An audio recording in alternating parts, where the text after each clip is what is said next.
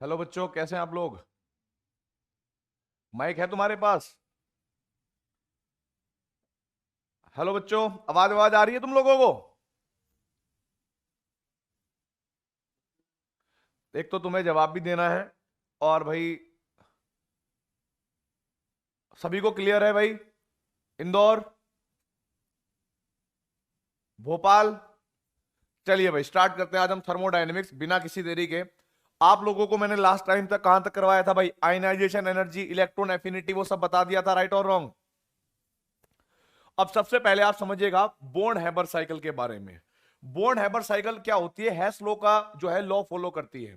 आप लोगों को हैस का लॉ तो पता होगा ना बेटा, कि कोई भी आप प्रोसेस चाहे एक स्टेप में करो या मल्टीपल स्टेप में करो, उनमें लगने वाली टोटल एनर्जी कांस्टेंट होती है, हाँ या ना? अब जरा देखो भाई, मान लो है क्या कि अगर मैं सोडियम सोडियम सॉलिड अगर आपको दे रखा है, और क्लोरीन क्लोरीन गैस आपको दे रखी है, इसका हमने 1/2 करेंगे। अगर आप यहां पर इन दोनों को मिलाओगे भाई, जो चैट वाले बच्चे हैं बेटा जी, वो भी अपना रिस्पॉन्स लिखते रहना बीच बीच में कमेंट, ठीक है? सभी को देख रहा हूं मैं। तो वो मिलकर बनाएंगे क्या बेटा जी? NaCl, ठीक है भाई, और सॉलिड। अब आप समझने की कोशिश करिएगा, ये रिएक्शन के ऊपर कैसा क्वेश्चन आएगा। इस पूरी रिएक्शन के लिए आपको कोई ना कोई एंथैल्पी ऑफ रिएक्शन या डेल्टा एच टोटल आपको दे रखा होगा। कोई दिक्कत तो नहीं है यहां तक भाई? आप मुझे बताइए, अगर मैं किसी सॉलिड को सोडियम गैस में कन्वर्ट करूं, तो क्या इसमें कंज्यूम होने वाली एंथैल्पी को हम एंथैल्पी ऑफ सब्लिमेशन कहेंगे, राइट और रॉन्ग? और ये जो सब्लिमेशन है ये एंडोथर्मिक प्रोसेस है, तो मैं यहां पर पॉजिटिव ले लूं। दूसरा सोचिए, अब मान लो मैंने क्या काम करा कि सोडियम के गैसेस एटम से अगर मैं एक इलेक्ट्रॉन को निकाल लेता हूं, तो क्या बेटा जी Na प्लस गैसेस बन जाएगा।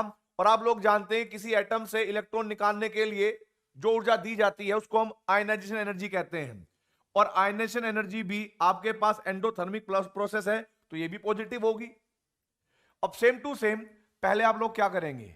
क्लोरीन मॉलिक्यूल को क्लोरीन एटम में तोड़ोगे। और जब आप क्लोरीन एटम को, आपको पता है कि एक क्लोरीन मॉलिक्यूल एक दो क्लोरीन एटम देता है, तो हाफ क्लोरीन मॉलिक्यूल एक क्लोरीन एटम देगा, और इसको हम गैसेस कहेंगे। इस प्रोसेस में जो एनर्जी कंज्यूम होगी उसको हम क्या बोलेंगे? Enthalpy of atomization. और आप लोग ये बात जानते होंगे कि बॉन्ड को तोड़ने के लिए एनर्जी देनी पड़ती है, तो ये भी एंडोथर्मिक है, इसलिए मैंने यहां पर भी प्लस ही लिया। आगे आप बताइए मुझे, अगर मैं इस क्लोरीन में एक इलेक्ट्रॉन ऐड कर दूं, तो ये इलेक्ट्रॉन गेन एंथैल्पी होगा बेटा, यस और नो? और हम लोग ये बात जानते हैं कि इलेक्ट्रॉन गेन एंथैल्पी को हम माइनस से डिनोट करेंगे, क्योंकि जब किसी एटम में इलेक्ट्रॉन एंटर करता है तो एनर्जी रिलीज होती है, एक्सोथर्मिक प्रोसेस होती है वो। तो इस स्टेप में ये डेटा आप क्या लोगे बेटा? नेगेटिव। और यहां पर बन जाएगा मेरे पास Cl माइनस गैसियस आयन। आप मुझे ये बताइए, आप लोगों को मैंने लैटिस एंथैल्पी की डेफिनेशन समझाई थी, और वहां पर मैंने एक चीज बोली थी बेटा, कि एक मोल आयनिक कंपाउंड को उसके कॉन्स्टिट्यूएंट आयनों से बनाने पर जो एनर्जी रिलीज होती है उसको हम लैटिस एंथैल्पी कहेंगे, हाँ या ना? आप कहोगे सर बिल्कुल। तो उसको मैं डिनोट कर रहा हूं माइनस यू नोट से। अब आप समझिएगा, जितने भी स्टेप आए हैं आपके पास, इनको जोड़ना है, क्योंकि एनर्जी एक एक्सटेंसिव प्रॉपर्टी है, उसको आप जोड़ सकते हो। तो आप क्या कहोगे बेटा जी? एंथैल्पी ऑफ सब्लिमेशन प्लस ये आपके पास आयनाइजेशन एनर्जी प्लस और एंथैल्पी ऑफ एटोमाइजेशन। आप मुझे बताइए, यहां पर जो डेल्टा एच दे रखा हुआ Eg, इलेक्ट्रॉन गेन एंथैल्पी, उसको हम कैसे लिखेंगे? प्लस के माइनस इलेक्ट्रॉन गेन एंथैल्पी। अगर आप मान लो माइनस इलेक्ट्रॉन गेन एंथैल्पी का मतलब क्या हुआ? कि भाई अगर तुम्हारे पास यहां पर प्लस है, ये वैल्यू ऑलरेडी नेगेटिव होगी, तो आपको नेगेटिव में ही रखनी है। अगर पॉजिटिव दे रखा होगा तब आप माइनस साइन रखेंगे। अब यहां पर माइनस के लैटिस एंथैल्पी ऐसे मान लो भाई, तो आपको क्या कर रखा होगा कि इस पूरी रिएक्शन के लिए ये इक्वल टू दे रखा होगा डेल्टा एच टोटल के लिए, इसके बराबर है। इन सारी रिएक्शन का जो समेशन है वो डेल्टा एच टोटल होगा। इस इक्वेशन में क्या होता है, अगर आईटी जेई में कोई क्वेश्चन आता है तो सारी मैग्नीट्यूड सारी वैल्यूज आपको देगा, वो कोई एक वैल्यू आपसे निकलवाने की कोशिश करेगा और वो आप निकाल लोगे। भाई ये वाली इक्वेशन आप निकाल सकते हो ना, कि a plus B plus C equal to 10। अगर b की वैल्यू 1 हो, c की वैल्यू 2 हो, तो क्या आप a की वैल्यू निकाल लोगे बेटा, हाँ या ना? सब लोग बताइए भाई चैट बॉक्स में। तो आप लोगों को सारा डेटा दे रखा होगा। बस एक बात ध्यान रखनी है, जो सबसे बड़ी गलती होती है, यहां पर वो एंथैल्पी ऑफ एटोमाइजेशन देगा। आप जो भी वैल्यू आप यहां पर लोगे ना, सबसे पहले आपको उसकी स्टोइकियोमेट्रिक कोफिशिएंट देखना है। अगर आप एंथैल्पी ऑफ सब्लिमेशन रख रहे हो और आपको पता है कि यहां पर एंथैल्पी ऑफ सब्लिमेशन से पहले जिसका भी आप सब्लिमेशन करोगे उसकी स्टोइकियोमेट्री 1 है, तो आप 1 से मल्टीप्लाई करोगे। जब आप आयनाइजेशन रखोगे तो आप देखोगे कितने एटम थे, एक एटम था, तब आप 1 से मल्टीप्लाई करोगे। जब आप एंथैल्पी ऑफ एटोमाइजेशन रखोगे तो यहां पर इससे पहले स्टोइकियोमेट्री क्या है, 1/2, तो आप लोग यहां पर 1/2 मेंशन करके तब इसको इक्वल करोगे, राइट। चलिए एक एग्जांपल और मैं बताता हूं आपको। मान लीजिए मेरे पास एल्यूमिनियम सॉलिड है और मैं क्लोरीन मॉलिक्यूल को मैच करना चाहता हूं, 3/2 अगर क्लोरीन लेता हूं, क्लोरीन गैस, तो मेरे पास AlCl3 ये बन जाएगा। अब सबसे पहला काम क्या है, सॉलिड को गैस में कन्वर्ट करना। एल्यूमिनियम गैसियस, और जो भी एंथैल्पी बेटा यहां पर यूज होगी उसको हम एंथैल्पी ऑफ सब्लिमेशन कहते हैं। अगर एंडोथर्मिक प्रोसेस है तो हम यहां पर कहेंगे क्या भाई, पॉजिटिव। अब जब एल्यूमिनियम गैसेस बन चुका है तो आप लोगों ने डेफिनेशन पढ़ी होगी, किसी गैसेस एटम से एक इलेक्ट्रॉन निकालने के लिए जो एनर्जी दी जाती है उसको हम आयनाइजेशन एनर्जी कहते हैं। तो क्या वो एल्यूमिनियम प्लस गैसेस बन जाएगा +3, तो हमने 3 इलेक्ट्रॉन निकाल दिए, प्लस के आयनाइजेशन एनर्जी ये हमारे पास आ गई। आगे जरा देखिए, अगर मान लो मैं कहता हूं कि क्लोरीन से मैं इनको तोड़ देता हूं, तो यहां पर मेरे पास 3 क्लोरीन एटम बनेंगे गैसेस स्टेट में, और जो एनर्जी खर्च होगी उसको हम कहते हैं एंथैल्पी ऑफ एटोमाइजेशन। अब जैसे ही आप इसके अंदर इलेक्ट्रॉन डालोगे, हमें पता है कि एक क्लोरीन एक इलेक्ट्रॉन लेगा, तो 3 क्लोरीन हमारे पास 3 इलेक्ट्रॉन लेंगे, और जो भी एनर्जी होगी बेटा जी उसको हम इलेक्ट्रॉन गेन एंथैल्पी कहेंगे, लेकिन ये मैग्नीट्यूड माइनस में लेंगे, राइट। आगे जरा देखो, यहां पर मेरे पास क्या आएगा भाई, यहां पर मेरे पास आएगा 3 एल्यूमिनियम आयन, और हम लोग जानते हैं कि भाई इन कॉन्स्टिट्यूएंट आयनों से हम एक आयनिक कंपाउंड बना रहे हैं, तो निकलने वाली एनर्जी को हम लैटिस एंथैल्पी कहेंगे। और इस प्रोसेस में जो एनर्जी होती है टोटल, वो हमें गिवन होगी कहीं ना कहीं क्वेश्चन के अंदर। अब जब मैं इसकी इक्वेशन बनाऊंगा तो कैसे बनाऊंगा भाई, कि ये जो एंथैल्पी ऑफ रिएक्शन है टोटल, ये बराबर किसके होगी, एंथैल्पी ऑफ सब्लिमेशन। आप देखिए सब्लिमेशन से पहले जिसका सब्लिमेशन कर रहे हैं उसकी स्टोइकियोमेट्री कितनी है, 1, तो आप 1 से मल्टीप्लाई करके रखिए। फिर आप जब आयनाइजेशन करोगे तो उससे पहले क्या है, 1, तो आप प्लस के आयनाइजेशन कर लो। अब जरा देखो, एंथैल्पी ऑफ एटोमाइजेशन से पहले क्या लिखा हुआ है, 3/2, तो आप यहां पे लिखोगे 3/2 एंथैल्पी ऑफ एटोमाइजेशन। और बेटा जब आप इलेक्ट्रॉन की एंथैल्पी की बात करोगे माइनस, देखो मोड लिखा है मैंने यहां पर, इसका मोड लेना है माइनस, क्योंकि यहां पर ये माइनस एक्सोथर्मिक प्रोसेस है, तो ये हो जाएगी हमारे पास डेल्टा Eg। लेकिन एक बात ध्यान रखनी है, आप 3 एटम के अंदर डालोगे तो आप 3 से मल्टीप्लाई करके चलोगे, और माइनस के लैटिस एंथैल्पी का मैग्नीट्यूड, ये आपके पास इक्वेशन आ जाएगी। बताइए भाई जल्दी से चैट बॉक्स में और लाइव वाले बच्चे, क्या इस इक्वेशन में अगर सारी मैग्नीट्यूड सारी वैल्यू दे रखी हो, कोई एक निकालनी हो तो निकाल लोगे, हाँ या ना। देखो ये वैल्यू तुम्हें ऑलरेडी दे रखी होगी क्वेश्चन के अंदर, ये बराबर रखनी है इन सारे प्रोसेस, मतलब जितने भी आप एनर्जी अलग अलग यूज कर रहे हो इनको जोड़कर। आपको ये बात पता है कि एंडोथर्मिक है, राइट और रॉन्ग, आपको ये भी बेटा ये एंडोथर्मिक है, ये भी एंडोथर्मिक है, एक्सोथर्मिक, इतनी बात तो पता है ना। मैंने जितनी भी एंथैल्पी की डेफिनेशन पढ़वाई, पर मोल पढ़ाई थी नहीं पढ़ाई थी, एक मोल में ये करेंगे, एक मोल में वो करेंगे, एक मोल बनाएंगे, एक मोल तोड़ेंगे, राइट और रॉन्ग। जो भी आपको एनर्जी दे रखी होगी वहां पर पेपर में वो किलो जूल पर मोल दे रखी होगी, हाँ या ना। तो जब आपको वो किलो जूल पर मोल दे रखी होगी बेटा, तो आपको एक मोल के लिए वैल्यू यहां पर दे रखी होगी। और आप लोग खुद देखो कि मान लो मैं इसके 3/2 मोल लेता हूं, तो क्या मुझे 3/2 मोल से मल्टीप्लाई करके एनर्जी यूज करनी चाहिए कि नहीं। ऐसे ही मुझे पता है कि 1 मोल के लिए इलेक्ट्रॉन गेन एंथैल्पी दे रखी होगी, पर मैं 3 मोल क्लोरीन के अंदर इलेक्ट्रॉन डालूंगा तो 3 मोल इलेक्ट्रॉन गेन एंथैल्पी लेनी चाहिए कि नहीं। तो इसलिए ये इक्वेशन आई, सारा मैग्नीट्यूड आपको दे रखा होगा, सबकी वैल्यू दे रखी होगी, किसी एक की पूछेगा, कर लोगे। सबसे इंपॉर्टेंट बस यही है स्टोइकियोमेट्री और उसको बनाना। आगे जरा देखिए, एंथैल्पी ऑफ एटोमाइजेशन क्या डेफिनेशन होगी तुम बताओ भाई, सारे चैट बॉक्स वाले। मैंने रिपीट कर दिया बेटा, कोई दिक्कत नहीं है, जिन जिनको रिपीट करवाना था रिपीट हो गया है। एंथैल्पी ऑफ एटोमाइजेशन का मतलब होता है कि जब आप एक मोल लें किसी भी सब्सटेंस का और उसको तोड़ दें उसके कॉन्स्टिट्यूएंट एटम्स के अंदर, तो मैं लिखूंगा बेटा जी the amount of heat required to dissociate the compound into its constituent atoms, तो भाई इज नोन एज, क्या कहेगी भाई वो हीट, बोलो जल्दी से, डैश आप बना लेना। आप मुझे बताइए, अगर मैं ऐसे लिखता हूं C2H5OH, ये मेरे पास एक एग्जांपल है, कार्बन प्लस के H2 और प्लस के O2। अब आप बैलेंस करोगे तो इसके मैंने 3 लेने हैं और इसका 1/2। क्या मैंने इसका 1 मोल लिया बेटा? हाँ या ना? आप कहोगे सर बिल्कुल आपने 1 मोल लिया है। अब आप मुझे बताइए, जो एनर्जी यहां पर खर्च हुई होगी, यानी वो कोई ना कोई एक्स वैल्यू एंडोथर्मिक प्रोसेस रही होगी, तो आप मुझे बताइए जल्दी से, इस निकलने वाली एंथैल्पी को क्या मैं एंथैल्पी ऑफ एटोमाइजेशन कह दूंगा? नहीं कहेंगे, क्योंकि यहां पर मॉलिक्यूल बना है, राइट और रॉन्ग? अगर मैं यहां पर कहता कि C2H5OH अपने कॉन्स्टिट्यूएंट एटम, यानी सुनो 2C6 हाइड्रोजन और भाई 1 ऑक्सीजन ऐसे टूटते, तो अब एटम में टूटा है कि नहीं टूटा, बोलो यार? और जितने भी बॉन्ड टूटे होंगे उन तोड़ने के लिए एनर्जी की रिक्वायरमेंट पड़ी होगी। तो यहां पर मुझे बताइए एंथैल्पी ऑफ एटोमाइजेशन एक्स होगी कि वाई होगी? आप कहोगे वाई होगी, राइट और रॉन्ग? आगे बढ़ जाऊं क्या? जरा देखिए भाई, जरा देखिए भाई आगे।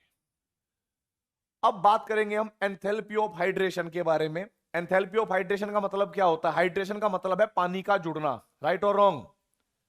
और किसी चीज में पानी कब जुड़ता होगा? जब किसी चीज को पानी के अंदर डिसॉल्व किया जाता होगा, हाँ या ना? अच्छा, एक नोट पॉइंट और लिख लेना बेटा जी, ये जो प्रोसेस है ना, it is an endothermic process.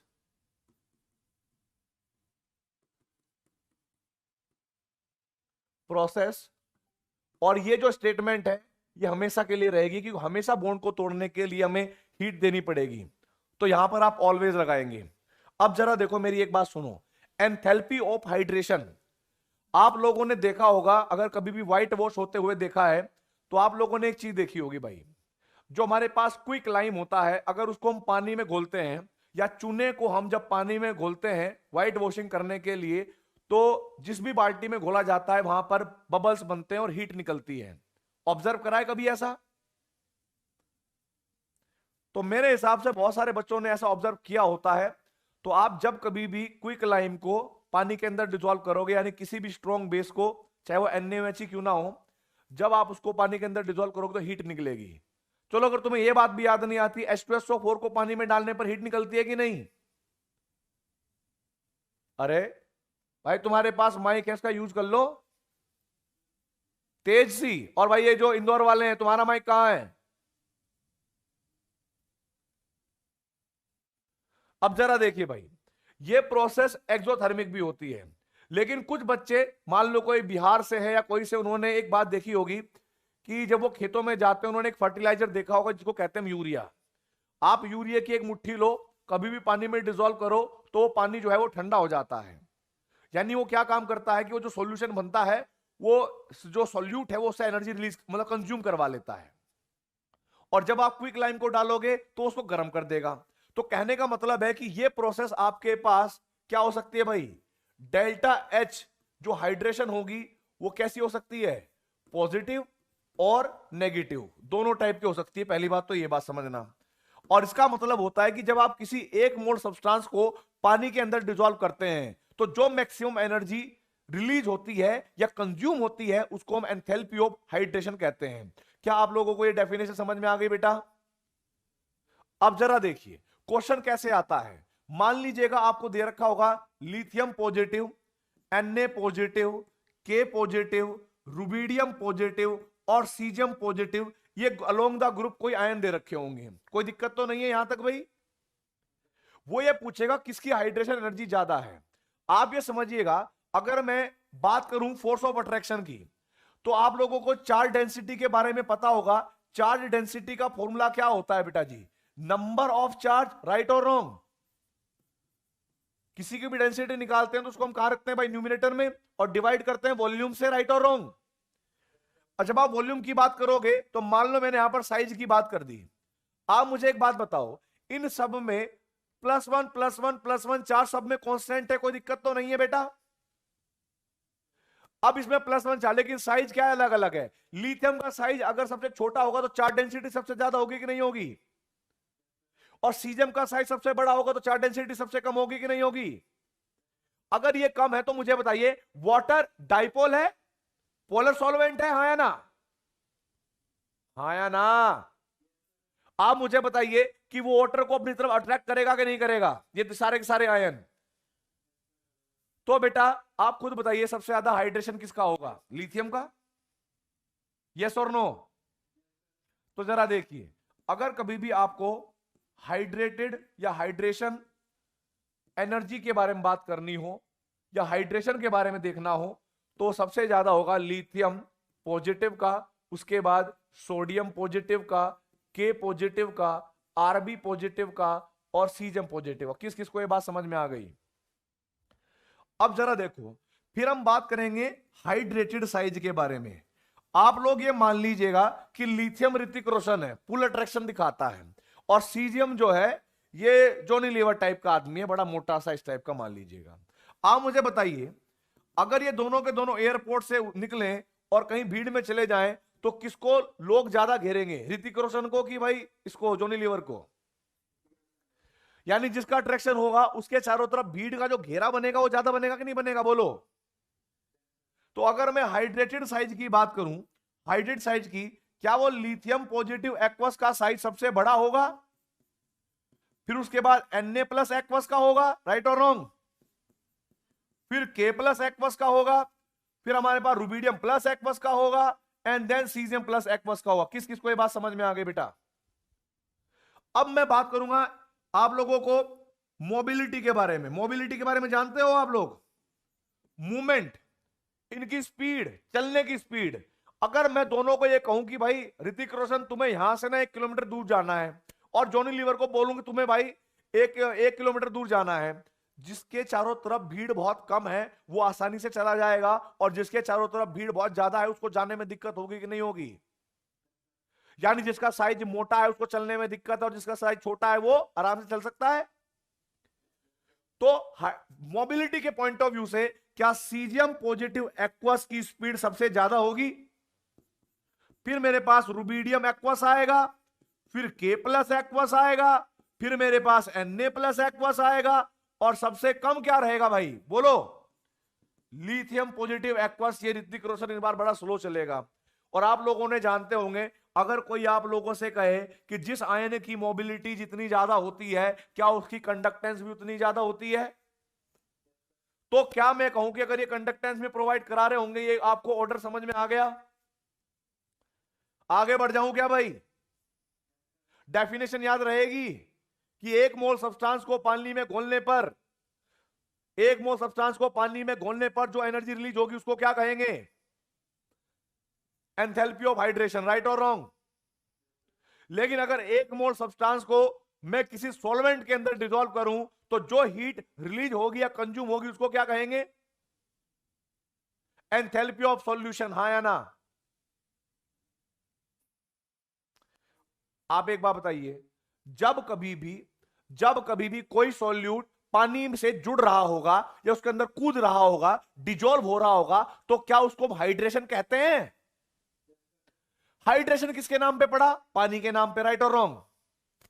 यहां पे डिफरेंस क्या है? सिर्फ भाई आपने जहां पानी ले रहे थे वहां पर सॉल्वेंट जो है वो कोई सॉल्वेंट ले लिया डायरेक्ट, कोई भी ऑर्डिनरी, राइट और रॉन्ग? तो अब क्या होगा प्रोसेस में? अगर किसी सॉल्यूट को सॉल्वेंट में डिसॉल्व करते हैं तो उसको क्या कहते हैं? सॉल्वेशन। अगर 1 मोल सॉल्यूट को मैं सॉल्वेंट में डिसॉल्व कर देता हूं कंप्लीटली, और जो एनर्जी रिलीज होगी या कंज्यूम होगी उसको क्या कहेंगे, बोलो? डेफिनेशन देने की जरूरत है क्या? ये पता होगी कि ये भी एंडोथर्मिक और एक्सोथर्मिक दोनों टाइप की हो सकती है। क्लियर हो गई बात? चलिए आगे जरा देखिए, कुछ क्वेश्चंस हैं, इन क्वेश्चंस के बारे में आप लोगों को कुछ पहले बात बताना चाहता हूं क्वेश्चंस कराने से पहले। हैस ने अकॉर्डिंग टू हैस लो तो जानते हो ना भाई, 1 मिनट में आपको पता लग जाएगा हैस क्या बोलता था। हैस कहते थे कि अगर हमारे पास आपको ए से डी पर जाना है, ए से डी क्या हो गया बेटा आपके पास, सिंगल स्टेप रिएक्शन हुई, हाँ या ना, और इसमें कोई ना कोई एंथैल्पी तो रिलीज होगी या कंज्यूम होगी, हाँ या ना, तो हम ये कहेंगे कि ये हमारे पास एंथैल्पी ऑफ रिएक्शन है, कोई प्रॉब्लम तो नहीं है। अब अगर मैं कहता हूं कि मैं पहले ए से बी बना रहा हूं, बी से मैं सी बना रहा हूं और सी से मैं डी बना रहा हूं, तो इन छोटे छोटे स्टेप में भी कहीं ना कहीं एंथैल्पी में कोई चेंज आया होगा कि नहीं आया होगा। तो क्या मैं एंथैल्पी ऑफ ए बी और एंथैल्पी ऑफ बी सी और एंथैल्पी ऑफ सी डी ऐसे लिख सकता हूं क्या? तो हैस क्या बोलते हैं बेटा जी, energy neither be created not destroyed, can transform one form to another form, यानी कोई स्टेप आप सिंगल स्टेप में करें या मल्टीपल स्टेप में करो तो चेंज इन एंथैल्पी होगी, वो तो कांस्टेंट होगी ना। तो क्या मैं कह सकता हूं कि जो एंथैल्पी ऑफ रिएक्शन होगी इस पूरी रिएक्शन के लिए वो बराबर होगी enthalpy of A B plus enthalpy of B C plus के एंथैल्पी ऑफ सी डी, हाँ या ना? क्लियर है ये बात या नहीं है? ठीक है जी। अब देखो, एक और साइंटिस्ट थे जिनका नाम कोई लेबोसीर करके नाम था, नाम नहीं आ रहा, अदर बात बोली थी उन्होंने, बस स्टेटमेंट बता देता हूं क्या है, जनरल जो आपको याद रखनी है न्यूमेरिकल करने से पहले थर्मोकेमिस्ट्री के। अगर आपको कोई रिएक्शन दे रखी हो A plus B gives C plus D, और इसके लिए जो एंथैल्पी दे रखी होगी रिएक्शन वो मान लो दे रखी होगी प्लस के एक्स, कोई दिक्कत तो नहीं है बेटा। पहला रूल ये है, अगर आप रिएक्शन को इन्वर्ट करते हो, इन्वर्ट करने का मतलब कि प्रोडक्ट को रिएक्टेंट और रिएक्टेंट को प्रोडक्ट बनाते हो, राइट और रॉन्ग? तो जरा देखिए, C plus D gives A plus B के लिए अगर मुझे एंथैल्पी ऑफ रिएक्शन लिखना हो तो वैल्यू क्या होगी? पहले वाली प्लस है तो अब क्या हो जाएगी? माइनस एक्स, लेकिन मैग्नीट्यूड सेम रहेगा। किस किस को ये बात समझ में आ गई बेटा? अब जरा देखिए, अगर मैं ये कहता हूं कि मेरे पास a प्लस बी सी इतनी वाली इक्वेशन है और मैं अगर ये लिखना चाहता हूं delta a plus B give C plus D, same reactant same product, इसको मैंने 2 से मल्टीप्लाई कर दिया, कोई दिक्कत तो नहीं है। तो जो एनर्जी रिलीज हो रही होगी, मान लो उस एनर्जी को मैंने क्या कहा कि वो वाई है। आप मुझे बताइए एक्स और वाई में रिलेशन क्या रहा होगा? आप लोगों को ये बात पता है ना कि अगर पहले एक्स थी, भाई 1 मोल के लिए एक्स थी कि नहीं थी बोलो, तो 2 मोल के लिए कितनी हो जाएगी पहले बताओ? जो एक्स रही होगी उसको भी तो मल्टीप्लाई करना पड़ेगा कि नहीं करना पड़ेगा? तो एक बात ध्यान रखनी है, जब भी आप कोई इक्वेशन को मल्टीप्लाई करते हो 2 से 4 से 6 से, तो उसकी एंथैल्पी को भी आपको उसी नंबर से मल्टीप्लाई या डिवाइड करना पड़ेगा, राइट? एक बच्चा पूछ रहा है शुभांकर, अगर सॉल्वेंट ही वाटर हो तो फिर उसको हम एंथैल्पी ऑफ हाइड्रेशन ही कहेंगे नालायक? अब जरा देखिए भाई, ये क्वेश्चन है, इस क्वेश्चन को के थ्रू मैं आप लोगों को सिखाऊंगा कि कैसे कैसे क्वेश्चन आते हैं। पहले क्या होता है, आपके पास एक मेन इक्वेशन होती है और उसकी इंफॉर्मेशन या तो वो क्वेश्चन के अंदर देगा या उसकी डेफिनेशन पूछ लेगा, बता देगा। क्या लिखा है? Based on the about thermodynamic equation जो गिवन है, द वैल्यू ऑफ रिएक्शन, इसके बारे में पूछा है। कोई दिक्कत तो नहीं है बेटा? आप इस रिएक्शन में ये देखो कि कार्बन किधर दे रखा है, लेफ्ट हैंड साइड में, और गिवन डेटा में कार्बन किधर दे रखा है, इधर लेफ्ट हैंड साइड में, राइट और रॉन्ग? इसकी स्टोकियोमेट्री कितनी है? 1। यहां पर स्टोकियोमेट्री कितनी है? यानी इस वाली रिएक्शन को छेड़ने की जरूरत। अब जरा देखो, हाइड्रोजन किस साइड दे रखा है? इधर हाइड्रोजन कहां दे रखा है, लेकिन स्टोकियोमेट्री कितनी है? तो क्या मुझे इस वाले एंथैल्पी को 2 से मल्टीप्लाई करना पड़ेगा? कंफर्म है?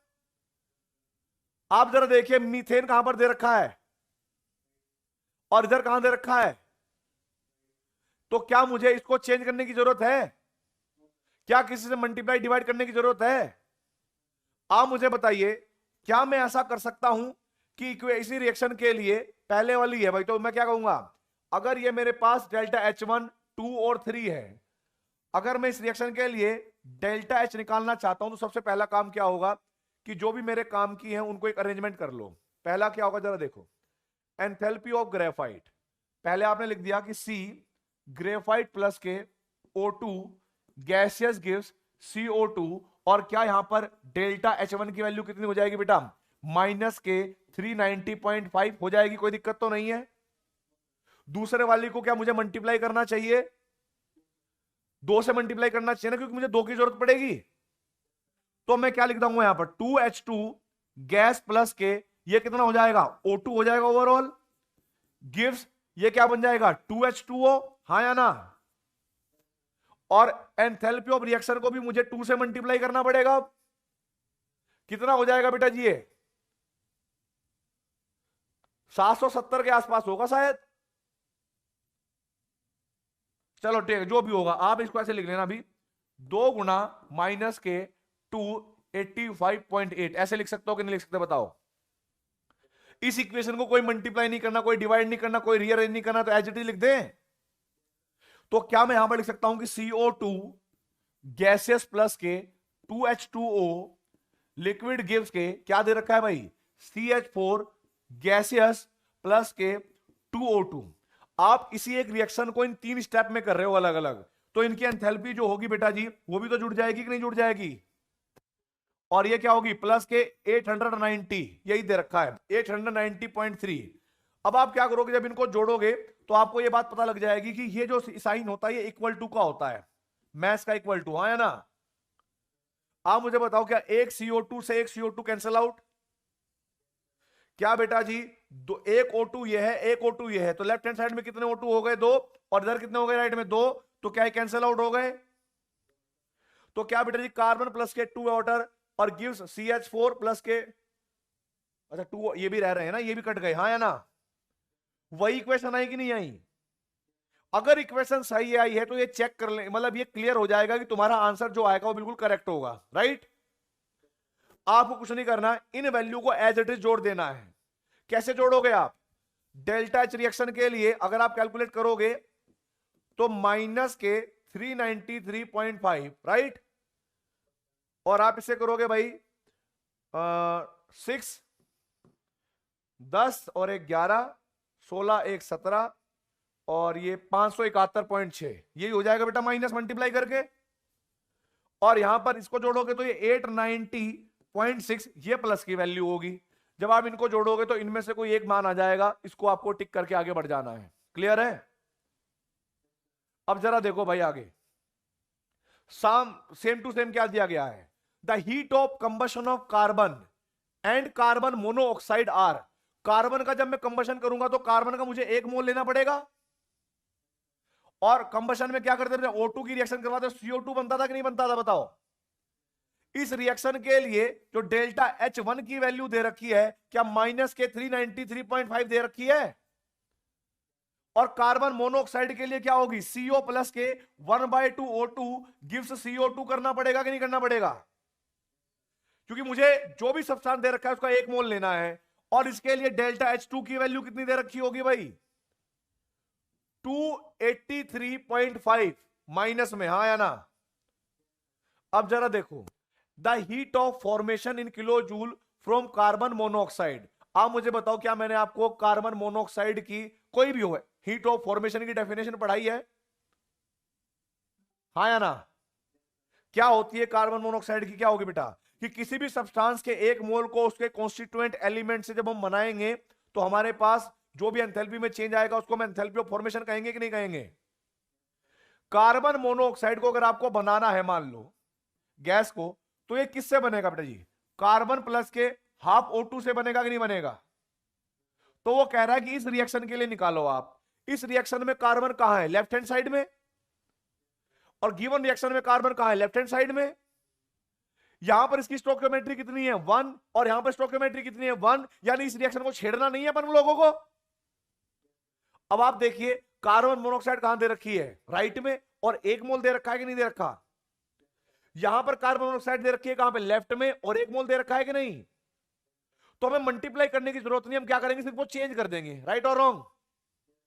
तो जरा देखो, अगर मैं पहली वाली इक्वेशन को कहता हूं कि कार्बन प्लस के O2 गिव्स CO2 और डेल्टा H1 की वैल्यू हो जाएगी माइनस के 393.5, फिर जब मैं इस रिएक्शन को रिवर्स करूंगा तो क्या CO2 gives carbon monoxide plus के 1/2 O2 आएगा कि नहीं आएगा बताइए।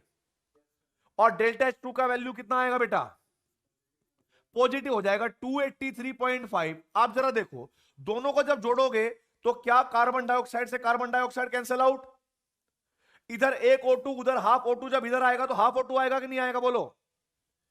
तो कार्बन प्लस के 1/2 O2 गिव्स CO आया कि नहीं आया। ये इक्वेशन अगर उससे मैच हो गई जो तुम सोच रहे हो, जिसके हिसाब से चल रहे थे, तो ये आंसर को सिर्फ जोड़ना है, आंसर आ जाएगा। क्या आंसर होना चाहिए, माइनस के 110.5 आएगा कि नहीं आएगा बोलो। बी।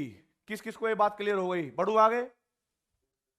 आगे जरा देखो सेम क्वेश्चन है, the molar enthalpy of vaporisation of water. आप मुझे बताइए मोलर एंथैल्पी ऑफ वेपराइजेशन क्या मतलब रहा होगा इसका, कि एक मोल वाटर वेपर बनाई होगी हमने लिक्विड से, क्या होगा बेटा जी कि भाई H2O लिक्विड को जब हमने गर्म करा होगा कितने मोल लिए होंगे, 2 या 4 5 6 1। और H2O वेपर बना होगा तो आप लोगों को पता होगा जब एक मोल वेपर को एक मोल लिक्विड से बनाया जाता होगा तो जो एंथैल्पी में चेंज आएगा उसको ही तो हम बोलेंगे ना एंथैल्पी ऑफ वेपराइजेशन। अब जरा देखो इस रिएक्शन के हिसाब से बाकी रिएक्शन अरेंज करनी है। लिक्विड कहां पर दे रखा है, लेफ्ट में कि राइट में, लेफ्ट में। यहां पर लिक्विड कहां दे रखा है, राइट में। इसका 1 मोल होना चाहिए, इसका भी 1 मोल है, तो मतलब मल्टीप्लाई करने की जरूरत नहीं है, डिवाइड करने की जरूरत नहीं है, बस डायरेक्शन चेंज कर दो। क्या लिखूंगा इसके लिए मैं, H2O liquid gives H2 gases plus के 1/2 O2 गैसेस। यहां तक कोई दिक्कत तो नहीं है भाई। और डेल्टा H की वैल्यू क्या हो जाएगी, डेल्टा H1 किसके बराबर हो जाएगी, माइनस के 285.9 के बराबर होगी कि नहीं होगी। पहले प्लस थी, अच्छा हाँ अब प्लस हो जाएगी बेटा, राइट और रॉन्ग। आगे देखिए आप मुझे बताओ वाटर गैस या वाटर वेपर किधर लिखा हो, राइट हैंड साइड में। इसका 1 मोल है कि 2 मोल है, 1 मोल है। आप यहां पर भी 1 मोल दे रखा है तो मतलब इसको चेंज करने की जरूरत तो नहीं है। आप जैसे डायरेक्ट लिखोगे H2 गैसेस प्लस के 1/2 गैसेस गिव्स के H2O वेपर कह लीजिए, गैसेस कह लीजिएगा, ये दोनों इक्वेशन होगी। और यहां पर जो डेल्टा H2 होगा उसका वैल्यू कितना हो जाएगा बेटा, माइनस के 241.8 होगा कि नहीं होगा बताओ। अब जरा देखो बेटा इन दोनों वैल्यू को जब आप जोड़ोगे, ठीक है, तो क्या हाफ O2 से हाफ O2 कैंसिल आउट हो गया, H2 गैस से H2 गैस कैंसिल आउट हो गया। वही इक्वेशन है ना जो हमें चाहिए थी भाई, यस और नो। इसका मतलब हम बिल्कुल सही कर रहे थे, और जब हम सही होंगे तो सबको जोड़ देना है बस। जब जोड़ेंगे तो ये वैल्यू प्लस की माइनस की और डिफरेंस आएगा इसका 44.1, तो क्या कटप्पा इसका आंसर हो जाएगा बेटा। किसी को कोई डाउट है क्या भाई, चैट बॉक्स वाले बच्चे, देख रहा हूं मैं तुम्हें लोगों को भी, क्लियर हो गया, आगे बढ़ जाऊं भाई। आगे जरा देखो फिर ऐसा ही क्वेश्चन है, IIT एडवांस में आया क्वेश्चन था, the standard enthalpy of formation of carbon monoxide H2O and glucose, ठीक है, एट 25 डिग्री फलाना ढिमकाना दे रखा होगा, सब कुछ गिवन होगा। द एंथैल्पी ऑफ कंबशन पर ग्राम ऑफ ग्लूकोज, पर ग्राम यानी पहले तो हम पर मोल के लिए निकालेंगे फिर बाद में ग्राम के लिए निकालते रहेंगे, कोई दिक्कत तो नहीं है। आप मुझे एक बात बताइए प्लीज समझिएगा, मुझे पता है मुझे एंथैल्पी ऑफ कंबशन किसकी निकालनी है, ग्लूकोज के लिए, राइट। ग्लूकोज के कितने मोलिक्यूल लूं मैं कंबशन करने के लिए, 1 मोल। तो C6H12O6 को जब मैं हीट करूंगा इन प्रेजेंस ऑफ ऑक्सीजन के साथ, तो क्या बेटा जी वहां पर कार्बन डाइऑक्साइड और वाटर बनेगा, हाँ या ना। कितने कार्बन डाइऑक्साइड के बनेंगे, 6। और हाइड्रोजन कितने हो जाएंगे बेटा जी, 6, राइट और रॉन्ग। अब मुझे बताओ ऑक्सीजन राइट हैंड साइड में कितनी हो गई, 12, और इधर कितनी हो गई भाई, 6 है ना, 18 हो गई। तो ये 6 तो जो है इस 6 से बैलेंस हो जाएगी, ये 6 दूनी 12, तो क्या यहां पर मैं 6 से मल्टीप्लाई कर दूं क्या। अब हर चीज बैलेंस है, कोई दिक्कत तो नहीं है, रिएक्शन इसके हिसाब से चलेगी, यानी ये फाइनल आएगी इक्वेशन। अब स्टैंडर्ड एंथैल्पी ऑफ CO2 की जब आप फॉर्मेशन कर रहे होंगे तो इसके कॉन्स्टिट्यूएंट एलिमेंट से करी होगी आप लोगों ने, राइट और रॉन्ग। कौन होते हैं, कार्बन और O2, हाँ या ना। आप मुझे बताइए जो एंथैल्पी रिलीज हुई होगी या कंज्यूम हुई होगी उसको हम क्या कहेंगे? Enthalpy of formation. वैल्यू कितनी दे रखी है इसकी? माइनस के 400 दे रखी है कि नहीं दे रखी, पहले बताओ। अब उसने कहा कि H2O की फॉर्मेशन करनी है। H2O की फॉर्मेशन के लिए क्या मुझे H2O लिक्विड ऐसे लिखना पड़ेगा? और मुझे पता है कि H2 प्लस के हाफ O2 मिले होंगे तब जाके बना होगा ये। इसके कॉन्स्टिट्यूएंट एलिमेंट यही है। और डेल्टा H की वैल्यू कितनी रही होगी बेटा जी? 300, माइनस के 300 रही होगी। और भाई दूसरा क्या है? ग्लूकोज। ग्लूकोज का भी क्या है? फॉर्मेशन करना है आपको। ग्लूकोज का जब आप फॉर्मेशन करोगे C6H12O6 का, तो आपने 6 कार्बन, क्योंकि एक मोल उसका देखते हैं, हाँ या ना, जिसकी फॉर्मेशन करते हैं, तो 6 कार्बन प्लस के हाइड्रोजन कितने होंगे बेटा जी? 6 हाइड्रोजन और प्लस के 3 O2 होंगे कि नहीं होंगे, पहले बताओ। और इसके लिए डेल्टा H की वैल्यू कितनी दे रखी होगी बेटा? माइनस के 1300 किलो जूल पर मोल दे रखी है कि नहीं दे रखी, पहले बताओ। अगर मैं मानता हूं कि मुझे पता है कि उस इक्वेशन में ग्लूकोज किधर लिखा हुआ है बेटा? लेफ्ट हैंड साइड में, और गिवन में कहां पर आएगा? राइट हैंड साइड में। तो क्या मैं ये बात कहूं भाई कि इसको चेंज करने के लिए मुझे लिखना पड़ेगा कैसे? C6H12O6 gives 6 carbon 6 hydrogen plus के 3 O2, और जो भी इसकी एंथैल्पी होगी उसका साइन चेंज हो जाएगा यहां पर। तो ये कितना हो जाएगा बेटा? 1300। कोई दिक्कत यहां तक? अब जरा देखो ऑक्सीजन कितने हैं? 6 ऑक्सीजन।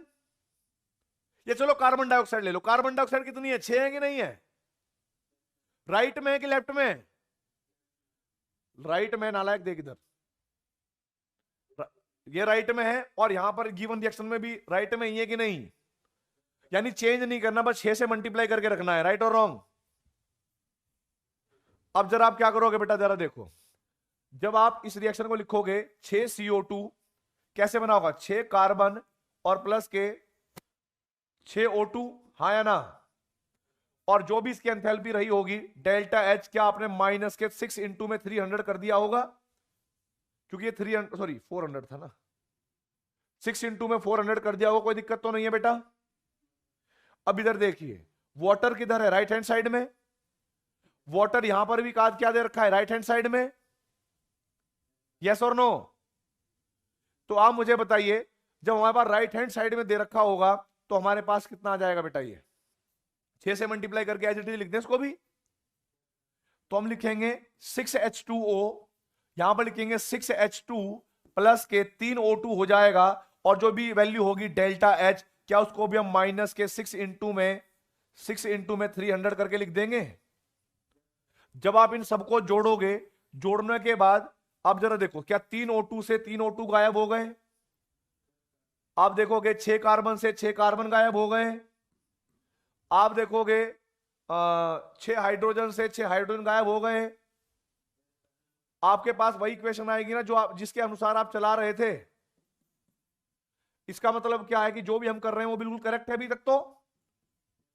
और उसके बाद हम जो भी इनको चेंज करने में लगते थे, एंड में इन इक्वेशन को क्या करते थे बेटा जी? हम ऐड। आप मुझे बताओ, क्या मुझे डेल्टा H ऑफ रिएक्शन निकालने के लिए, इस रिएक्शन के निकालने के लिए मुझे 1300 माइनस के 2400 और माइनस के 1800 ये ऐड करके लिखना पड़ेगा? ये जो वैल्यू आएगी ये कितने मोल के लिए आई? ग्लूकोज के लिए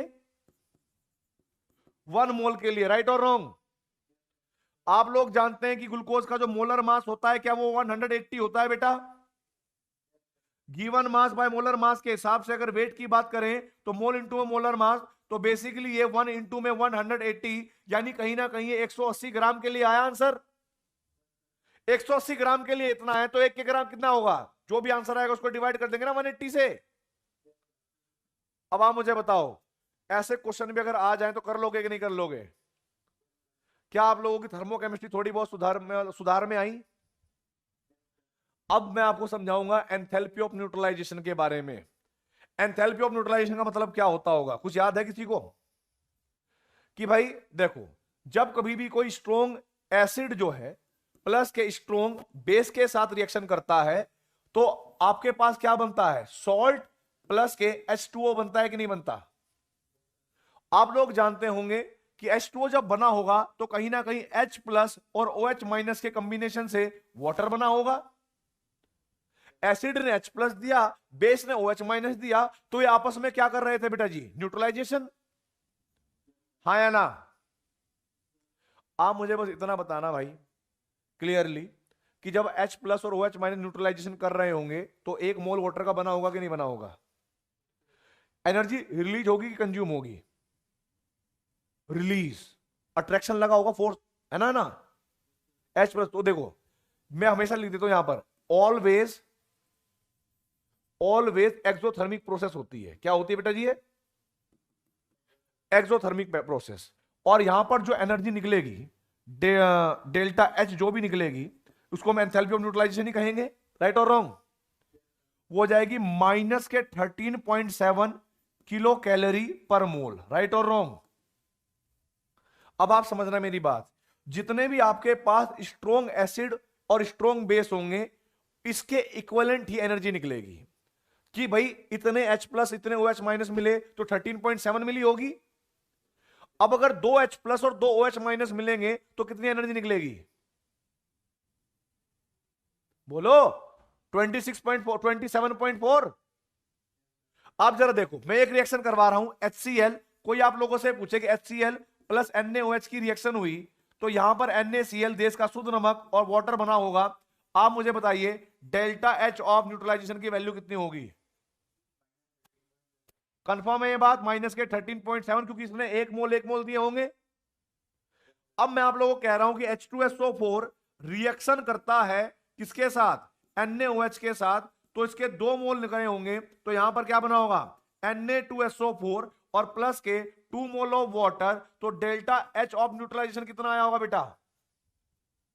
बोलो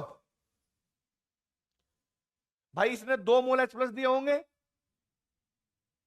और 2 NaOH, एक NaOH एक OH देता है तो 2 NaOH 2 OH माइनस दिए होंगे कि नहीं दिए होंगे? ओवरऑल रिएक्शन में क्या इसका डबल हो जाना चाहिए था? तो कितना हो जाएगा? माइनस के 27.4 किलो कैलोरी पर मोल। यहां तक कोई दिक्कत तो नहीं है भाई?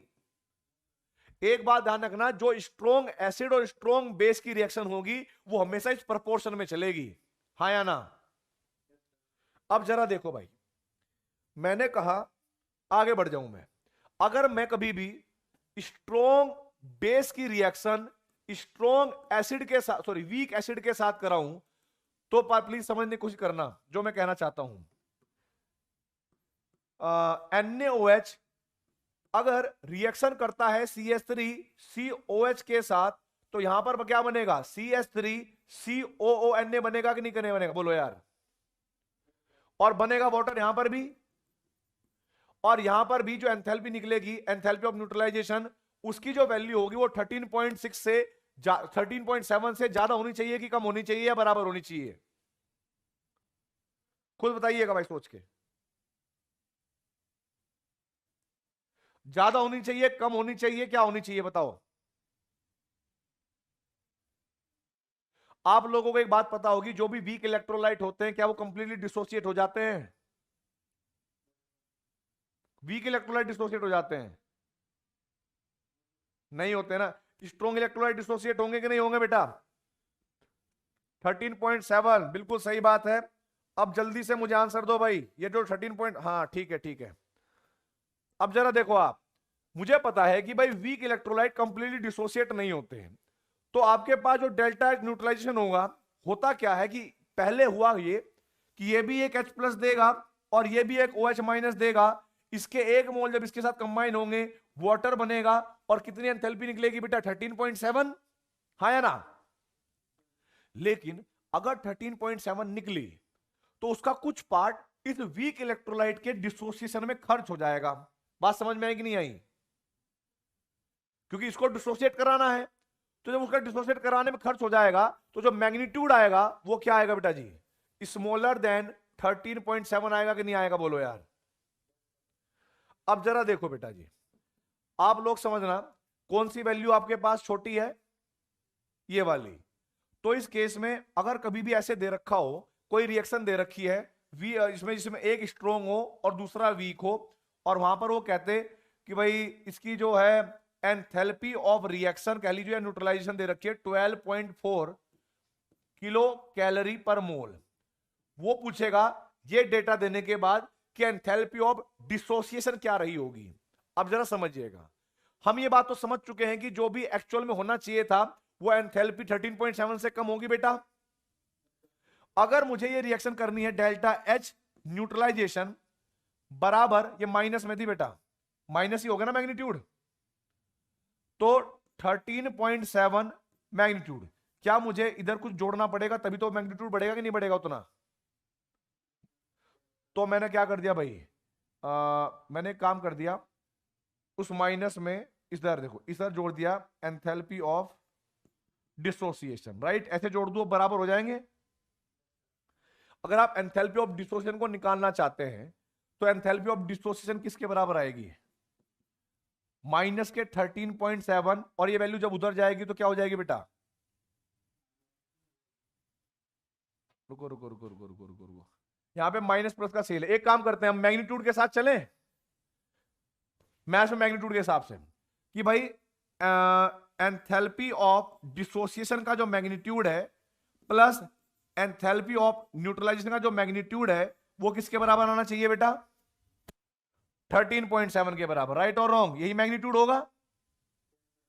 अगर कभी ऐसा होता है कि इसकी एंथैल्पी ऑफ न्यूट्रलाइजेशन जो है वो छोटी होती है माइनस के 13.7 मैग्नीट्यूड वाइज, तो क्या बेटा ये वैल्यू उधर जाएगी तो ये वाली वैल्यू निकलेगी नहीं निकलेगी?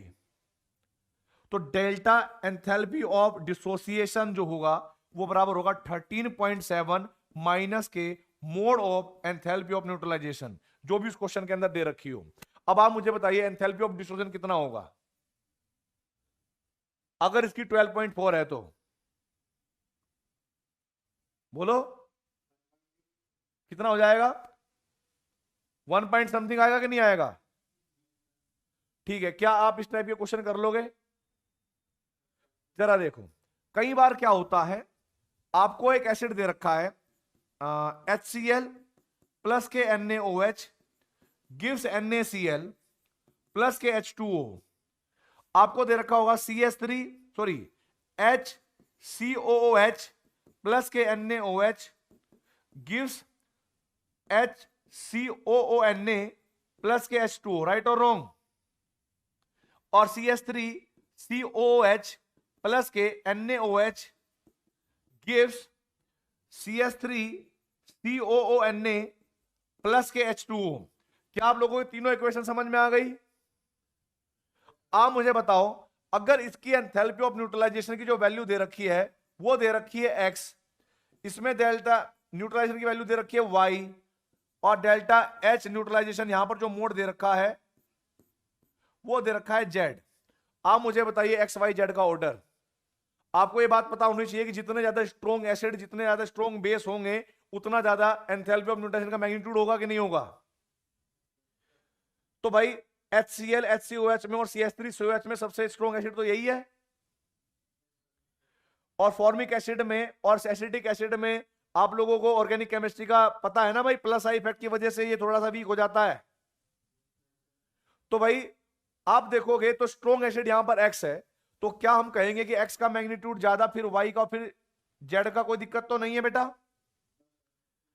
अगर वो कहे कि इनके डिसोसिएशन में कुछ एनर्जी लगी जिसको हमने एंथैल्पी ऑफ डिसोसिएशन कहा, और इसकी वो A है, इसकी B है और इसकी C है, तो बताइए कहां पर ज्यादा लगेगी? एंथैल्पी ऑफ डिसोसिएशन कहां पर ज्यादा कंज्यूम होगी? बोलो। ये मैग्नीट्यूड जितना ज्यादा छोटा होगा इसका मतलब क्या है कि रियल वाली जो भी एंथैल्पी रही होगी उसका ज्यादातर पार्ट इसके डिसोसिएशन में खर्च हुआ होगा। अगर ये वैल्यू कम है तो ये वैल्यू क्या होगी बेटा जी? ज्यादा। तो क्या मैं कह सकता हूं कि सी ज्यादा है बी उसके बाद और फिर ए होगा कि नहीं होगा? बोलो, यहां तक कोई डाउट है क्या? चलिए भाई आगे बढ़ जाऊं। कैलोरीमेट्री, हीट ऑफ रिएक्शन समझना है आप लोगों को बहुत बढ़िया तरीके से। इसका दो पार्ट है। जब मैंने पहले बताया था कि जो हीट कैपेसिटी से रिलेटेड क्वेश्चंस होंगे वो मैं एडवांस के, जब एडवांस के लिए पढ़ाऊंगा तब करवाऊंगा, ठीक है?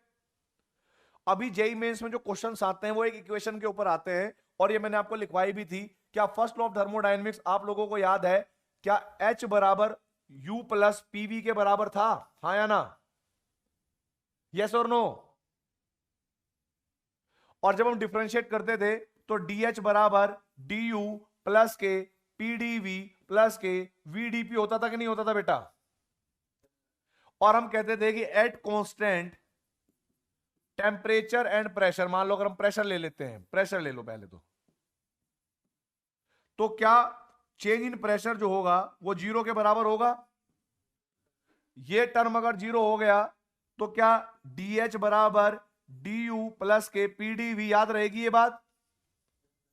आप मुझे बताइए, अगर मुझे आपको पढ़ाना हो P और V बराबर nRT, हाँ या ना? देखो प्रेशर मैंने क्या कर रखा है? कांस्टेंट। और जब कोई हम रिएक्शन करवाते हैं, केमिकल रिएक्शन करवाते हैं, तो वो भी एक कांस्टेंट टेम्परेचर भी होती है लैब के अंदर। तो ये भी हमें क्या करना है बेटा? कांस्टेंट। बट जो change in number of moles हैं, गैस के मोल हैं, जैसे मान लो कई बार 1 मोल डिसोसिएट होकर 5 मोल दे दें, या 5 मोल कंबाइन होकर 3 मोल दे दें, तो भाई मोल तो चेंज हो सकते हैं कि नहीं हो सकते? तो आप मुझे बताइए, क्या अगर मैं डिफरेंशिएट करूं तो पीडीवी बराबर डेल्टा एनआरटी होगा कि नहीं होगा? और ये होता है डेल्टा एनजी। डेल्टा एनजी का मतलब होता है change in number of moles of product minus के change in number of moles reactant, right? तो जरा देखो, इससे रिलेटेड क्वेश्चन आएंगे, ये इक्वेशन आप लोग याद कर लीजिएगा, 100% यहां से क्वेश्चन आएंगे भाई। क्या आप लोगों को याद हो गई? हाँ या ना? चैट बॉक्स वालों तुम भी बताओ भाई। डन है। अब बिल्कुल देखो आगे, यहां पर देखो एक क्वेश्चन आपको दे रखा है, the difference between delta H and delta U, delta H minus के डेल्टा 2019 में आया था, when the combustion of 1 mole of heptane is carried out at temperature T is equal to. आप मुझे एक बात बताइए बेटा, आप जल्दी बताइए, किसका करवा रहा है ये कंबशन? हेप्टेन का, राइट और रॉन्ग? हेप्टेन का करवा रहा है। अगर मैं हेप्टेन की बात करूं तो आप लोग जानते होंगे C7H16, यही होगा इसका फॉर्मूला। आप लोगों को अगर थोड़ी सी भी नॉलेज हो तो आप मुझे बताइए, C7H16 लिक्विड होगा, गैस होगा, सॉलिड होगा? बोलो।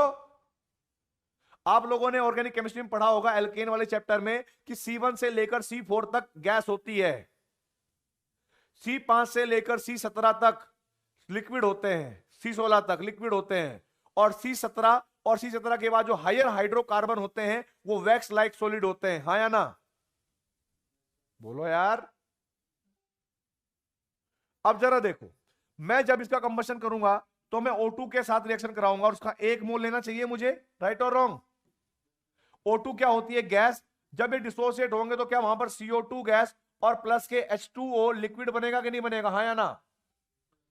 यही कंबशन में करते हैं हम लोग। जब आप रिएक्शन को बैलेंस करोगे तो यहां पर 7 से मल्टीप्लाई करना पड़ेगा, और ऑक्सीजन को बैलेंस करोगे तो 7 2 जा कितने हो गए? 14, और 14 और 1 कितने हो गए भाई? चलिए हाइड्रोजन पूरे करो पहले, तो यहां पर 8 से मल्टीप्लाई करोगे, राइट और रॉन्ग? अब इधर कितने हो गए? 14 और 8 कितने हो गए भाई? बोलो। 14 और 8 22 हो गए शायद। 22 करने के लिए क्या आपको 11 से मल्टीप्लाई करना पड़ेगा? अब डेल्टा एनजी क्या होता था याद है? Change in number of moles of gas phase. तो summation of moles of product जो गैस वाले होंगे माइनस के summation of moles of reactant, हाँ या ना, जो गैस वाले होंगे। तो गैस वाले मोल प्रोडक्ट के कितने हो गए? 7, हाँ या ना? और इसके कितने हो गए बेटा जी? 11। तो माइनस के 4 आंसर आया कि नहीं आया पहले बताओ?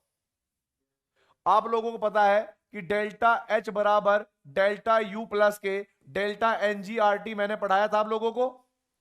ये टर्म जब इधर आएगा तो डेल्टा एच माइनस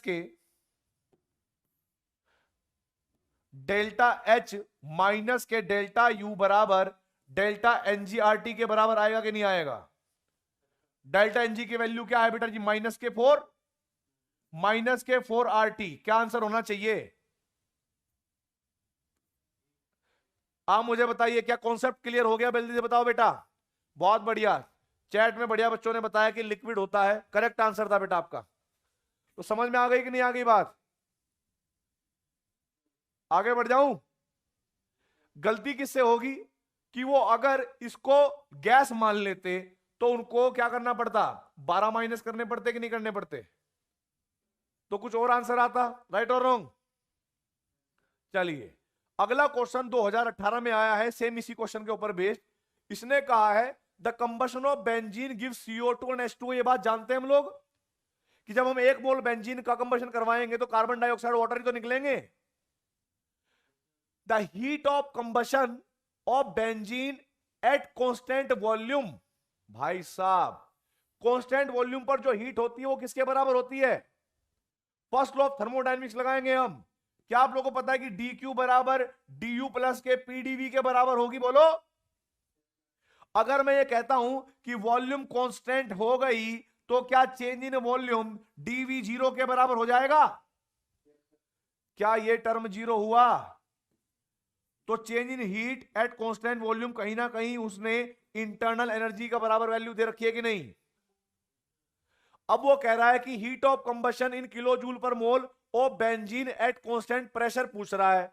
आप लोग जानते होंगे एंथैल्पी हीट के बराबर कब होती है, जब कांस्टेंट प्रेशर होता है। आप लोगों ने पढ़ा होगा कि change in heat at constant pressure जो है वो डीएच के बराबर होता है कि नहीं। तो एक्चुअल में वो डीएच पूछना चाहता है। आपके पास फॉर्मूला क्या है बेटा जी, डेल्टा एच बराबर डेल्टा यू प्लस के डेल्टा एनजीआरटी होगा कि नहीं होगा, पहले बताओ। डेल्टा यू की वैल्यू तो ये दे ही रखी है हमें कितनी, माइनस के 3263.9 ना किलो जूल पर मोल। आप क्या करोगे, डेल्टा एनजी कैलकुलेट कर लो। आप मुझे बताओ बेंजीन लिक्विड होता है, सॉलिड होता है, गैस होता है, क्या होता है ये, लिक्विड।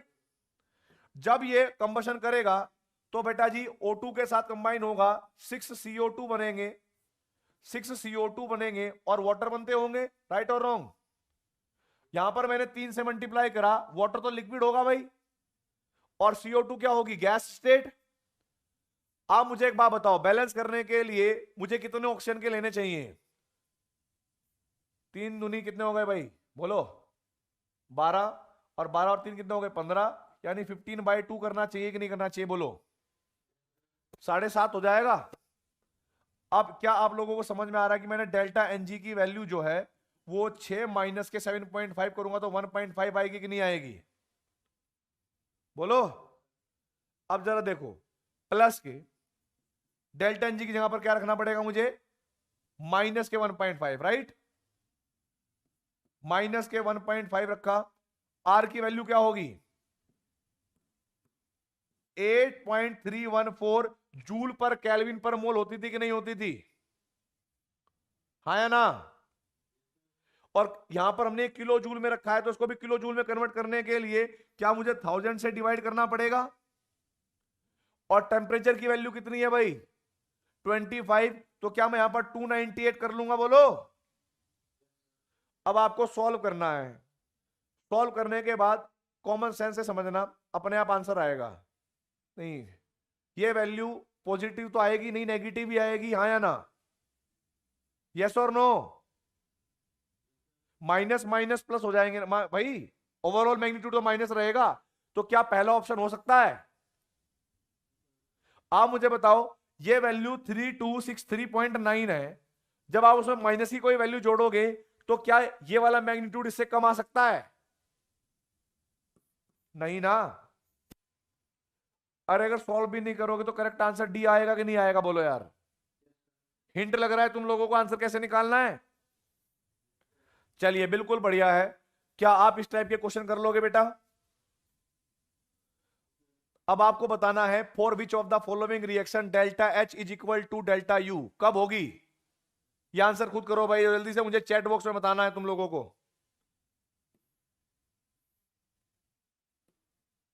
बताओ भाई कब होगी।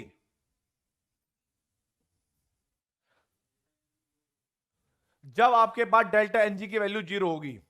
यहां पर आप देखो 2 में से 4 घटाओगे तो यहां पर तो डेल्टा एनजी की वैल्यू कितनी आ जाएगी -2। ए तो ऑप्शन हो नहीं सकता। यहां पर आपके पास 3 मोल है, उधर 2 मोल है, तो ये भी नहीं हो सकता। आप ध्यान से देखिए यहां पर डेल्टा एनजी की वैल्यू कितनी आएगी बेटा जी 0। क्या B4 बाहुबली करेक्ट आंसर हो जाएगा। अब तक आपने जो भी पढ़ा थर्मोडायनेमिक्स के अंदर कहीं पर भी आपको ये लगा कि भाई थर्मोडायनेमिक्स बहुत टफ था? बोलो, पूरा थर्मोडायनेमिक्स में कोई टफनेस तो नहीं आई। बस सिस्टमैटिकली आपको फॉलो करने और क्वेश्चन लगाकर देखने हैं, ऐसे जो जेईई मेंस में आते हो। For a reaction A G gas A liquid delta H की वैल्यू -3 RT दे रखा है। The correct statement for the reaction is, आप मुझे बताएं, अगर मैं कहूं कि डेल्टा एच बराबर डेल्टा यू प्लस के डेल्टा NgRT होता है कि नहीं होता? हाँ या ना? इस पे मत जाना अभी, -3 RT 4 RT। आप मुझे बताइए, डेल्टा एच की वैल्यू होती है इस रिएक्शन के लिए, डेल्टा Ng की वैल्यू क्या रही होगी? ये लिक्विड है, ये गैस है, यानी 0 -1 करा होगा तो -1 आया होगा कि नहीं आया होगा? आप लोगों को एक बात बताओ, डेल्टा एच बराबर डेल्टा यू माइनस के डेल्टा एनजी की जगह पर -1 लगा दे तो माइनस के RT होगा कि नहीं होगा? पहले बताओ बेटा। अब आप बताओ, मैग्नीट्यूड पॉइंट ऑफ व्यू से इसका मैग्नीट्यूड जो भी होगा, आप इस मैग्नीट्यूड में से कुछ घटा रहे हो तभी तो वैल्यू आई होगी कि नहीं आई होगी? अब घटाओगे कब? इक्वल टू बनाने के लिए। और इक्वल टू बनाने की इसका मतलब यह रहा होगा कि डेल्टा यू जो रहा होगा बेटा जी, क्या वो ज्यादा रहा होगा? यस और नो? और नहीं भी रहता तो मान लो अगर ये वैल्यू दे भी रखी है -3 RT, इतना ही समझ लो, डेल्टा, अच्छा इसने मैग्नीट्यूड दे रखा है डेल्टा यू, तो -RT तो आ जाएगा आपके पास आंसर की नहीं? इसका मोड दे रखा है आपको, जब ये वैल्यू इधर आएगी तो कितनी हो जाएगी? -2 RT। बोलो, अब मैग्नीट्यूड बताना है आपको। क्या बताना है? कितना आंसर आया बेटा? 2 RT। किसका आंसर क्या होगा खुद बताओ?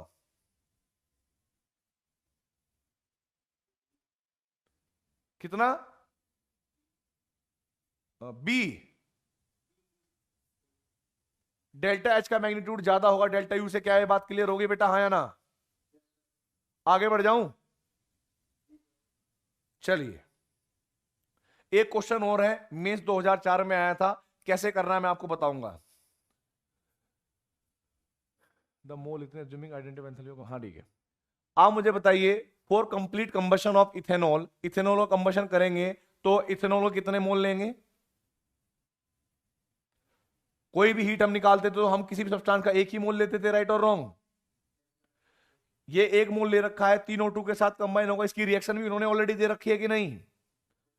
इन्होंने कहा the amount of heat produce as measured in bomb calorimeter is इतना। आप लोगों को बोम कैलोरीमीटर के बारे में एक बात जानकारी होगी कि जिस रिएक्शन में बोम कैलोरीमीटर कुछ ऐसा होता है, समझना, आपके पास यार पुराने जमाने में यार एक टिफिन होता था, जो वो बड़ा सा जो लंच बॉक्स होता था ना प्लास्टिक का, और उसके अंदर ऐसे अलग भी एक टिफिन निकलता था, है ना? आपको ये समझना है कि वैसा ही एक डब्बा होता है, उस डब्बे के अंदर, इस डब्बे के अंदर एक और छोटा डब्बा होता है, और बाहर क्या भरा होता है बेटा जी? वाटर। बाहर क्या भरा होता है? वाटर। और ये ऊपर से बंद होता है, इसको हम क्या कहेंगे? बोम कैलोरीमीटर। अब मान लो कोई रिएक्शन अगर एंडोथर्मिक है, कोई भी रिएक्शन अगर एंडोथर्मिक है, तो उसको क्या चाहिए? हीट चाहिए कि नहीं चाहिए? वो हीट कहां से लेगी? पानी से लेगी, तो पानी क्या हो जाएगा? ठंडा हो जाएगा।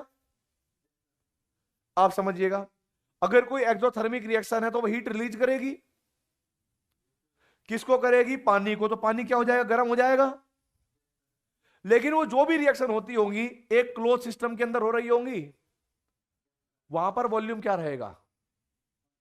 तो जो भी हीट इसके अंदर रिलीज हो रही होगी, कंज्यूम हो रही होगी, तो आप लोग जानते हैं कि जो भी हीट का नाम दे रखा होगा वो क्या बेटा जी? DU होगी कि नहीं होगी? बोलो, कि कांस्टेंट वॉल्यूम पर हीट जो है वो इंटरनल एनर्जी के बराबर होती है। बाकी इसको अपन डिटेल में करेंगे ही करेंगे। अब यहां पर दे रखा है जो भी हीट प्रोड्यूस हुई बोम कैलोरीमीटर के अंदर, तो क्या DU का वैल्यू दे दिया वहां पर 1364.47 किलो जूल पर मोल। एंथैल्पी ऑफ कंबशन निकालनी है, डेल्टा एच की वैल्यू, और आप लोग समझदार हैं, क्या हम ये रिलेशन लगाएंगे? डेल्टा एच बराबर डेल्टा यू प्लस के डेल्टा NgRT। बोलो, तो ये जो हीट दे रखी होगी डेल्टा यू के बराबर है, क्या मैग्नीट्यूड रखेंगे यहां पर 1364.47, हाँ या ना, किलो जूल में दे रखी है। तो डेल्टा एनजी की वैल्यू बताओ भाई कितनी होगी, इधर खुद देखकर बताओ, चैट में बताना भाई।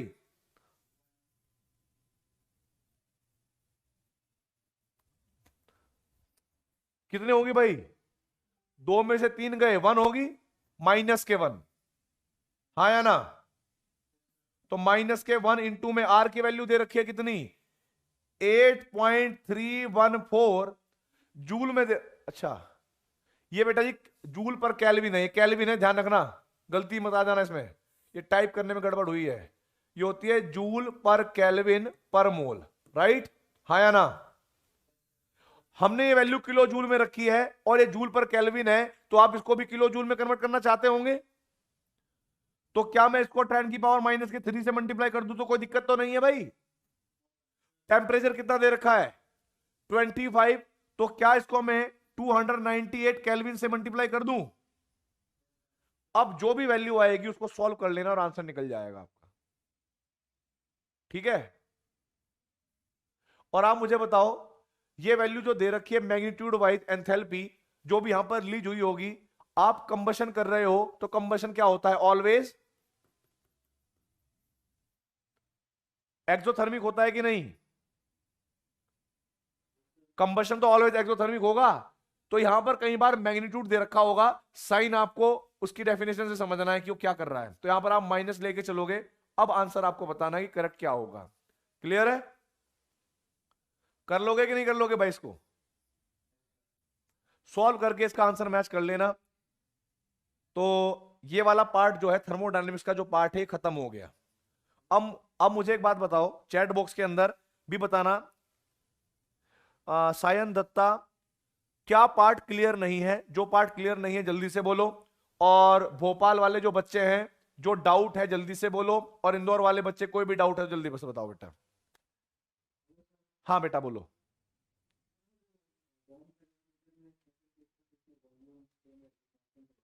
असल में मैं ना बोम कैलोरीमीटर पढ़ाना नहीं चाहता अभी, और पढ़ाऊंगा तो तुम्हें 2 मिनट लगेंगे, बस क्या होगा समझना, जो बोम कैलोरीमीटर होते हैं ना बेटा, बोम कैलोरीमीटर, ये आपके पास 2 प्रकार के होते हैं, एक होते हैं एट कांस्टेंट वॉल्यूम वाले जिनमें वॉल्यूम कांस्टेंट होती है, और एक होते हैं एट कांस्टेंट प्रेशर वाले, ठीक है। होता क्या है बेसिकली, आप लोगों के पास कोई भी एक डब्बा होगा, है ना, कोई भी एक कंटेनर होगा, अगर मैं इस कंटेनर के अंदर एक बीकर रख देता हूं, और उस बीकर के अंदर मैंने क्या काम करा बेटा, इसको मैंने पूरा क्लोज कर रखा है ओवरऑल, और आप मुझे बताइए, और ऊपर से इसको ढक भी रखा है, और इसके चारों तरफ क्या होगा बेटा जी, पानी हो सकता है, राइट और रॉन्ग बोलो। और यहां पर मान लो कोई एक्सोथर्मिक रिएक्शन लिख दी मैंने, HCl प्लस के NaOH और गिव्स NaCl। अब मुझे अपना बताओ क्या पूछना चाहते हो डाउट,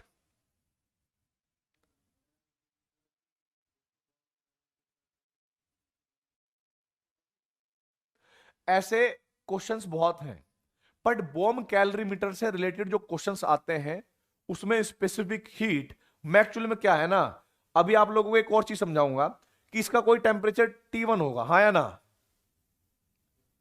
और जब इससे हीट निकलेगी तो इसका टेम्परेचर T2 भी होगा कि नहीं होगा, तो इसके टेम्परेचर में चेंज भी होगा कि नहीं होगा, और वो जो टेम्परेचर में चेंज होता है क्या वो डायरेक्टली प्रोपोर्शनल होगा हीट के चेंज में, राइट और रॉन्ग। इस प्रोपोर्शनल को हटाऊंगा तो क्या बेटा जी CdT एक नया कांस्टेंट आ जाएगा जिसको स्पेसिफिक हीट कहेंगे, और C बराबर dQ/dt आएगा कि नहीं आएगा बोलो, पढ़ाया था ना स्पेसिफिक हीट। अब ये जो स्पेसिफिक हीट आई है ये कांस्टेंट वॉल्यूम पर आई है कि नहीं आई है, तो ये जो वैल्यू होती थी आप लोगों को पता होगा कि dQ at constant volume du के बराबर होती है, और यहां से फिर आगे के जो मैंने डेरिवेशन करवाए थे एक्चुअली में वो डेरिवेशन ऐसे एक्सपेरिमेंट के लिए एप्लीकेबल होते हैं। क्लियर? और जब आप कांस्टेंट वॉल्यूम लोगे तो इसमें भी डायग्राम ऐसा ही बनेगा। उसमें कांस्टेंट वॉल्यूम पर जो हीट चेंज होगी वो किसके बराबर होगी? सीपी के बराबर होगी। तो मैंने बोला था इनसे रिलेटेड क्वेश्चन जो है वो थोड़े से बड़े होते हैं साइज में। ठीक है, आसान है, कोई टफ नहीं है। और ये वाला पार्ट जब एडवांस वाले टाइम आएगा तो तब कर लेंगे। ध्यान रखनी है। मैं आपको एक छोटी सी बात और बताना चाहता हूं। अगर कभी आपके पास एक क्वेश्चन आ जाए इसके जैसा क्वेश्चन आ सकता है, हमें कैसा पता लगेगा कि ये जो हीट हमें दे रखी है ये heat constant at constant volume है या heat constant at constant pressure है? राइट और रॉन्ग? देखो बेटा, आप लोगों को एक बात ध्यान रखनी है, अगर वहां पर कुछ नहीं दे रखा है तो आप वॉल्यूम को ही कांस्टेंट मानकर चलोगे। राइट? और यदि वो कभी भी कहे तो अलग से मेंशन करके देगा कि कांस्टेंट प्रेशर पे यह है, कांस्टेंट। जैसे मान लो ये क्वेश्चन नहीं देखा था पीछे, कहां गया ये? जैसे कांस्टेंट वॉल्यूम कहीं ना कहीं बता देगा। आपको क्या लग रहा है कि ये रिएक्शन कहां पर हुई होंगी?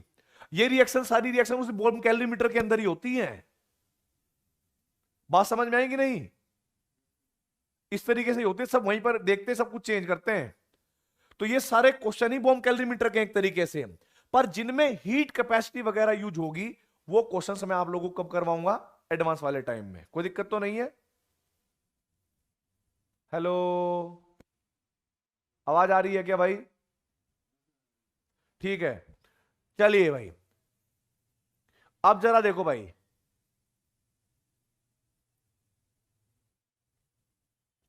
अब जरा देखो भाई, यहां से ये टॉपिक खत्म है। अब टॉपिक आपका शुरू होगा दूसरा। और